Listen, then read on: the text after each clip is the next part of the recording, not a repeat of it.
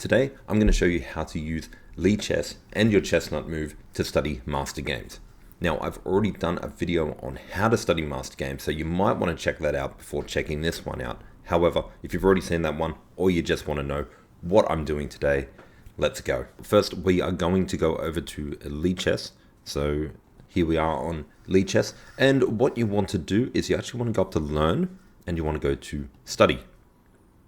Over at Study, you're going to click on this little green button here, and you're going to create a new study.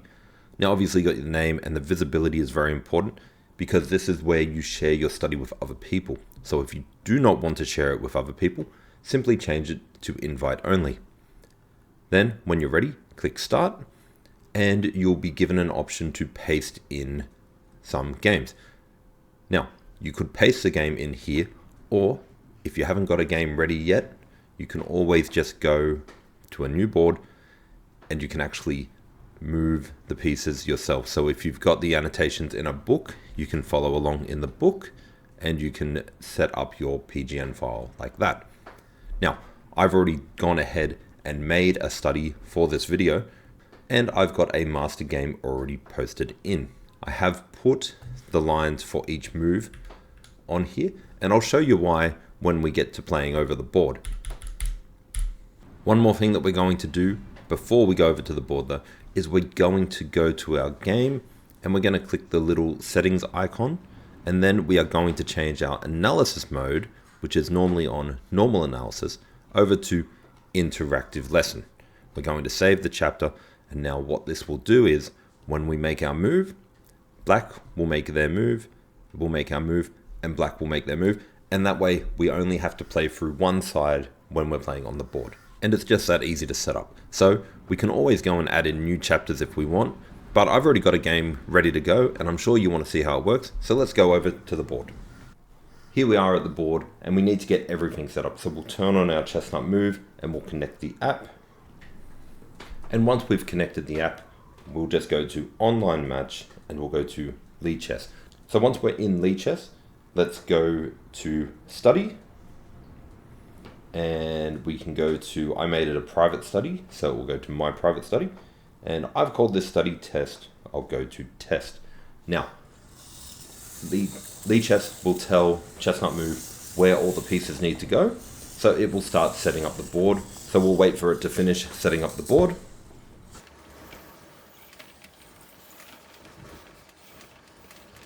And now that it's set up the board, I'll explain to you why I had the little green lines on here. Now, when you're playing through master games, it's common that you won't remember all the moves. And it can be quite tedious to have to look down and find the annotations or the notes of each move. Whereas with the green line, we know where it is. So, for our first move, we're going to go e4. And then it will move to the next move for black, which is going to be e5. And then knight f3.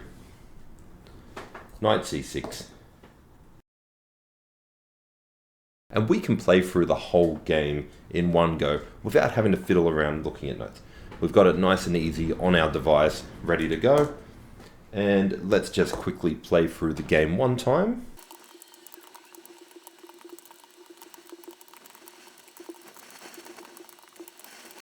And there we go. Now, I did play that through a lot quicker than you would normally play your first master game, but just want to run through it and show how having all the pieces and their moves light up with arrows makes it a lot easier to follow the game rather than having to go down and find all the moves down the bottom. So now that we've gone through the game one time, we're going to set the board up again. So let's set it up. And now that the board is set up again, we're going to play through the game a second time. This time, I am going to go on the phone, I'm going to go down and I'm going to press on this little preview button down here. And what that does is it actually puts the game into an interactive mode. Now, I'm going to put the phone away and I'm just going to focus on the game this time. And I'm going to move the pieces for white, and you'll see that the board will move the pieces for black. And we were playing a Roy Lopez game. So I'll be playing the Roy Lopez opening, and hopefully I can remember everything that happened during the game.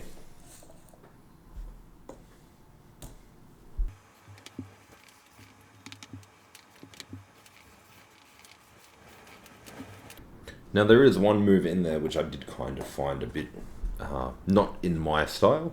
It's this move here where he played d4. So I need to add that to my notes after, which I'll show you in a moment after we finish this game. Now, one thing to note about this game is I've played every move correct so far. If I play a move incorrectly, the board will actually detect that it's in the wrong spot and it will try to move the piece back. However, you'll notice that the piece goes back and forth. That's because Lichess is telling Chessnut Move to put the pawn back. Chessnut Move is telling Lichess to put the pawn forward, and they get stuck in a little loop. So what you need to do when you notice that it's gone to the wrong square is to actually pick it up yourself, give it a few seconds, and then put it down where it was meant to go. And then we can continue playing.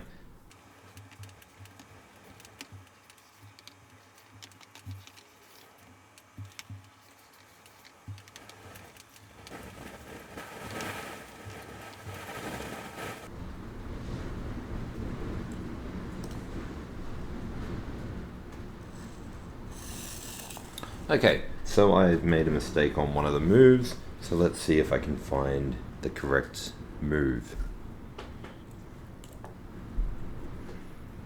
So sometimes when you make an incorrect move, such as the rook, it took its time to get back to the regular square, so I didn't need to pick it up, which is great.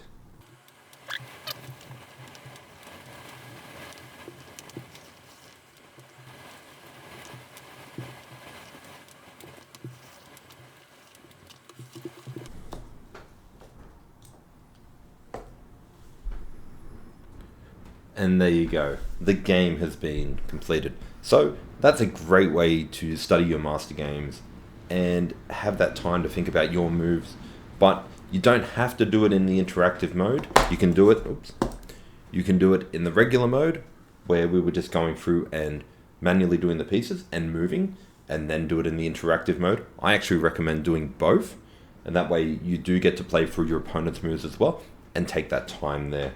So yeah, a great way. Let me know what you think about this and if this is a training tool that you'll use with your Chessnut Move.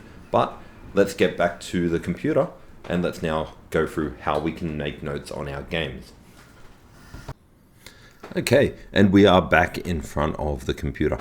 Now, we've got our games over here on the side. Now you need to make sure you're not in preview mode because you won't be able to click them, so get out of preview mode. And then you can go to any move that you want. So we've got this move here, and if I go down and click on this little speech bubble, I can type in notes here.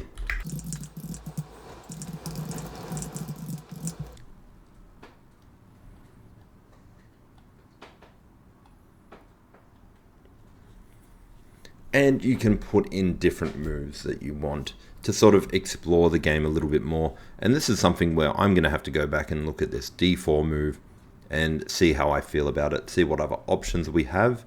And obviously, I feel like it's going to be a good move. I just need to understand more of what goes on after they trade, after they take, what goes on here, because I can't go here to attack because the bishop is protecting the king, all that stuff.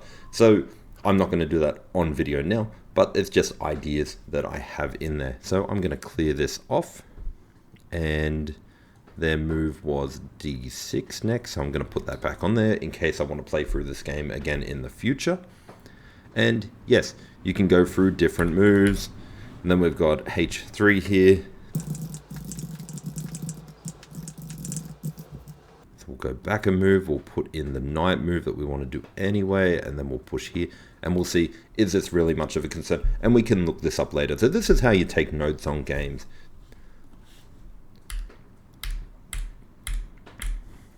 And we can also look for opponents' ideas as well. Like what was up with this move here? Was this really...